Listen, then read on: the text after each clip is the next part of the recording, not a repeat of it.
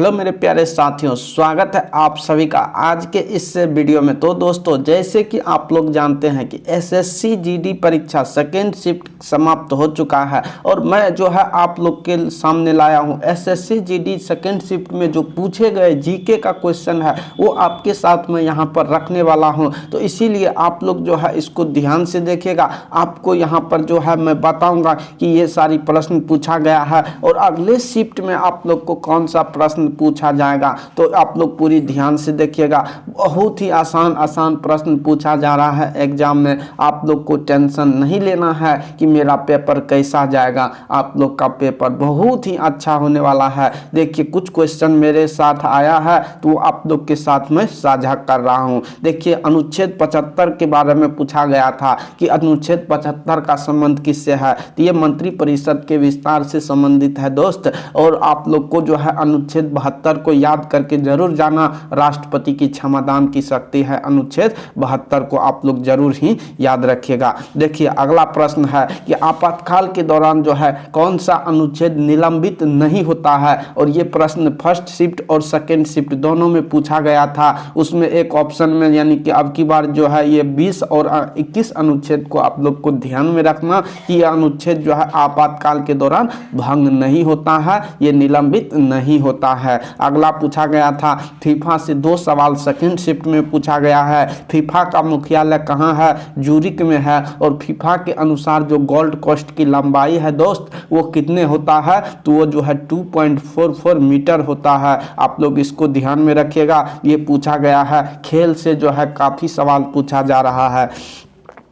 देखिए, अगला प्रश्न पूछा गया है पहली महिला राज्यपाल कौन थी। तो पहली महिला राज्यपाल जो थी वो सरोजनी नायडू थी, उत्तर प्रदेश की राज्यपाल थी। आपको ये भी याद करके जाना जरूर होगा कि भारत की पहली महिला मुख्यमंत्री कौन थी। वो सुचेता कृपलानी थी जो कि उत्तर प्रदेश की ही थी। तो उसको जरूर याद करके जाना मेरे दोस्त। आइए देखिए, अगला पूछा गया है कालबेलिया नृत्य से कि कालबेलिया नृत्य इसका संबंध दोस्त किससे? राजस्थान से है और इसे यूनेस्को की अमूर्त धरोहर में 2011 में शामिल किया गया है। तो इसको आप लोग को याद करना है।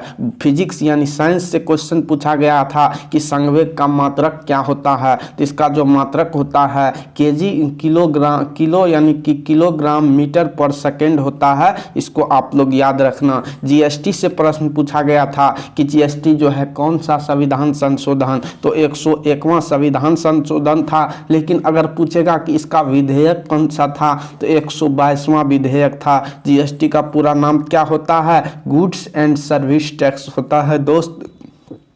और आप लोग को जीएसटी से ये भी प्रश्न याद रखना कि 1 जुलाई को जो है क्या जीएसटी दिवस मनाया जाता है और 1 जुलाई 2017 से जीएसटी लागू हुआ था। जीएसटी जो है ये इसका कुल जो है कितने अंक का होता है? ये 16 अंक का डिजिट होता है। इसको भी आप लोग को ध्यान में रखिएगा। देखिए, अगला प्रश्न है विराट कोहली से प्रश्न पूछा गया था कि 2018 में जो है क्रिकेटर ऑफ द ईयर किसे घोषित किया? विराट कोहली को घोषित किया गया था। इसको आप लोग ध्यान में रखिएगा। आइए देखिए, अगला प्रश्न है कि चीन के दीवार का नाम क्या है। तो चीन से एक प्रश्न था। तो चीन की दीवार का नाम जो है ना सी हुआ आंटी है, सी हो आंटी है। इसको आप लोग याद कर लीजिएगा। इससे संबंधित चीन से जो भी ह्वेनसांग, इत्सिंग, फायन ये सब यात्री आए हैं उसको आप लोग को देख करके जाना है।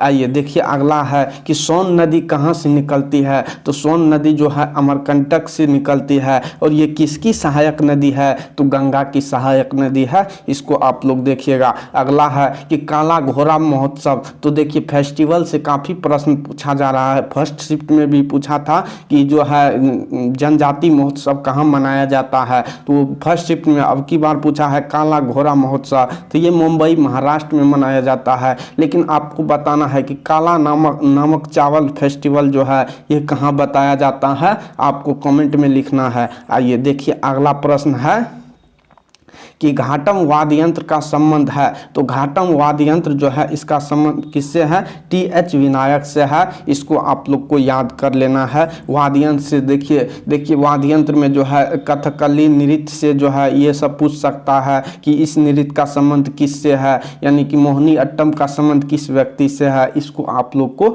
याद करके जाना है। इस यानी कि जो शास्त्रीय नृत्य है उसको भी देख लेना है। देखिए ये सवाल है कि फीफा के अनुसार गोल्ड कोस्ट की लंबाई, तो ये जो है 2.44 मीटर ये लगभग होता है।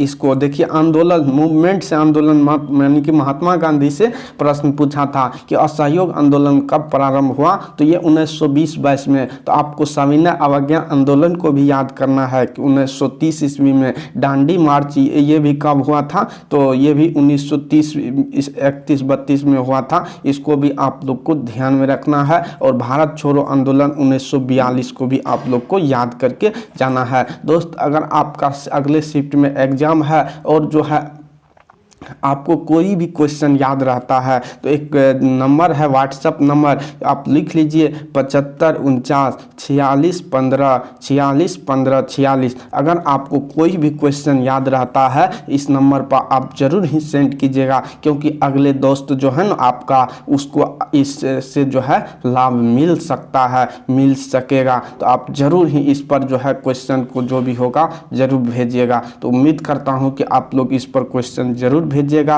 तो ठीक है दोस्तों, बने रहिए इसी तरह के जानने के लिए। तो ठीक है, धन्यवाद।